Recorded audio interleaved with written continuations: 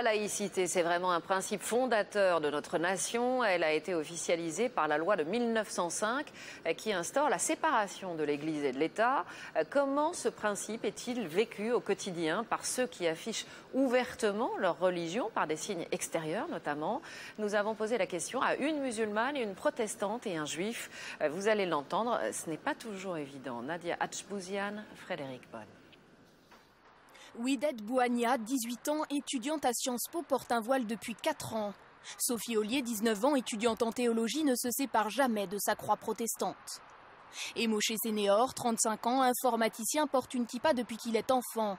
Des signes religieux qu'ils ne délaisseront jamais, même s'ils provoquent de vives réactions.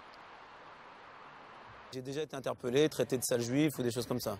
Ça, c'est déjà arrivé. J'ai mes enfants qui se sont fait pas si longtemps que ça aussi interpellés, des amis à eux qui ont été frappés.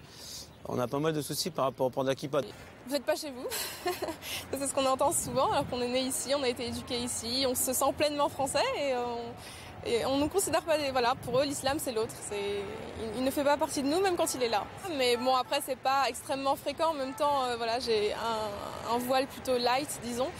Pour Sophie, la croix protestante moins connue ne pose pas de problème. Tout le monde la voit comme un simple bijou. Et pour elle, ce signe est compatible avec la laïcité. Tant que ça reste discret et qu'on ne l'impose pas aux autres, je pense que ça peut marcher avec la laïcité parce que ça fait partie du respect de l'autre et de la liberté d'expression ou de culte.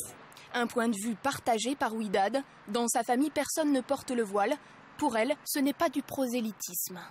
On n'est pas en train de dire qu'il faut instaurer la charia en France, c'est pas question de ça. Mais simplement, voilà, on veut vivre notre religion comme on l'entend. Et justement, j'irais même plus loin, parce que la laïcité nous a permis justement d'avoir cet islam en France. Même si parfois ils rencontrent des problèmes, notamment au travail, ils ne veulent pas renoncer à porter leurs signes religieux. On me disait que c'était un signe qui pouvait déranger, ça pouvait être un problème pour les clients. Ça pouvait générer des refus de vente, etc. Mais depuis quelques années, là, ça fait une dizaine d'années, j'ai plus aucun souci. J'ai imposé ça pendant mes entretiens d'embauche et puis ça s'est toujours bien passé. Tous seraient même prêts à changer de travail si leur employeur n'acceptait pas le port de ces signes religieux. Un choix non négociable. Il est